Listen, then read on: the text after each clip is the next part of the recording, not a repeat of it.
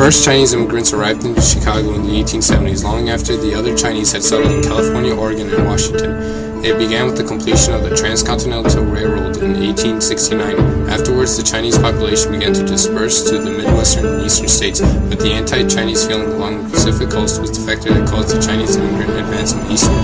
Also, many lost their jobs due to the Great Depression in the 1860s, and because the Chinese were a small minority, they became an easy target for persecution and humiliation. It was under such circumstances that people arrived in Chicago, forming the Chinatown we know today.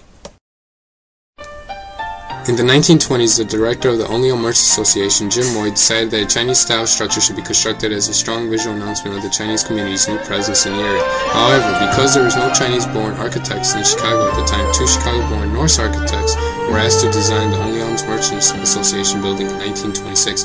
The final design was an example of Orientalism, a Western architect's interpretation of Chinese architectural forms. When the building opened in 1928, the Onlyo Association used it as an immigrant assistance center that housed various meeting halls, a school, and the association offices. It was often informally referred to as Chinatown City Hall.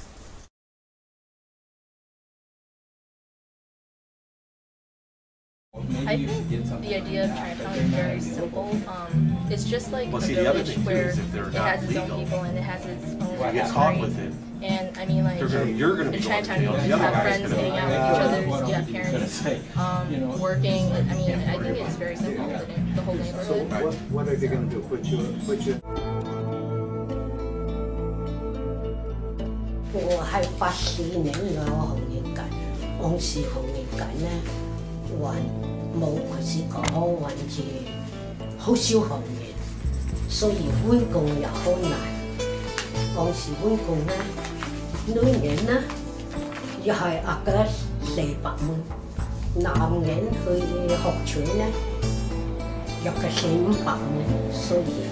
Well, you know, the idea of when I arrived is difficult to state because I was someone that really was born to an immigrant family here in Chinatown. My parents came to this country in 1924, and at that time the community was a very small one. It was just beginning to be established.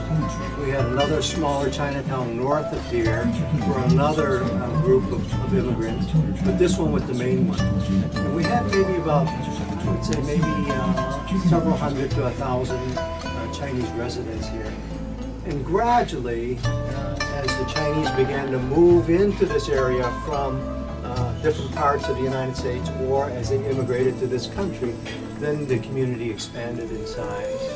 And as you see, it still remains perhaps a focus of activity for a lot of people of Chinese ancestry. They come down for meals, they like to share heritage with each other, and so therefore it's a big community for us at the present time.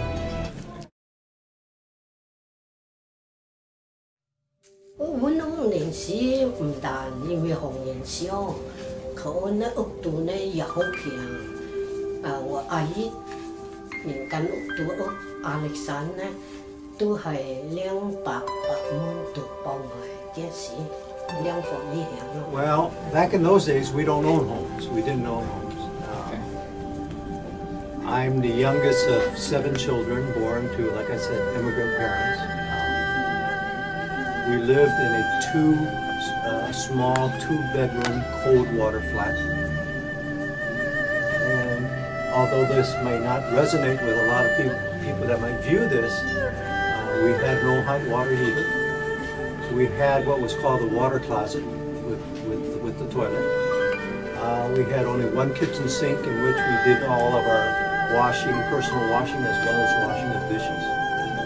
And when we bathed, we'd had to drag out a huge galvanized tub into the middle of the kitchen floor, heat up the oven, or heat the room up by turning on the oven, and put hot water into the galvanized tub. And that's how we took care of ourselves back then. 好，往時呢年個個都好好，佢活出嚟呢，又唔識回音回路咯。佢隔離個老闆嚟開我條班呢，就幫助我音接個回路，佢都好高興咯。20幾年過去，我都好懷念佢中意嘅天氣。紅人街開始都好我改變咯，而聽紅人街，當然只係咁業二街、業三街、亞歷山口字就話，當時係唔敢去又要啊，業四街、業五街都唔敢去讀屋咯。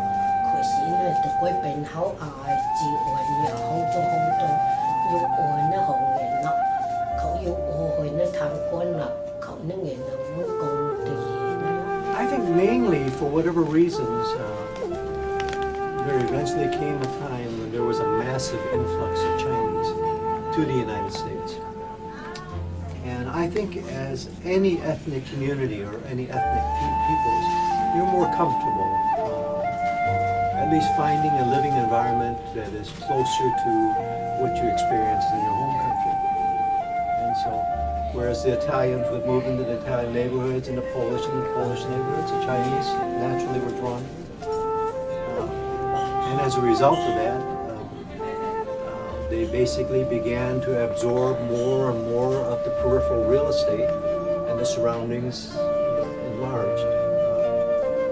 More restaurants and more shops were built, and with this increase in the population, I think we were then able to experience just a larger setting in which to live our lives. Exactly.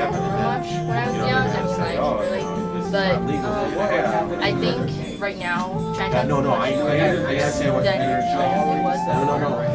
I guess it's because like it has new businesses. I mean, like more restaurants are opening up, and I guess that attracts a lot of tourists to come over to Chinatown. So that's what I think. Yeah,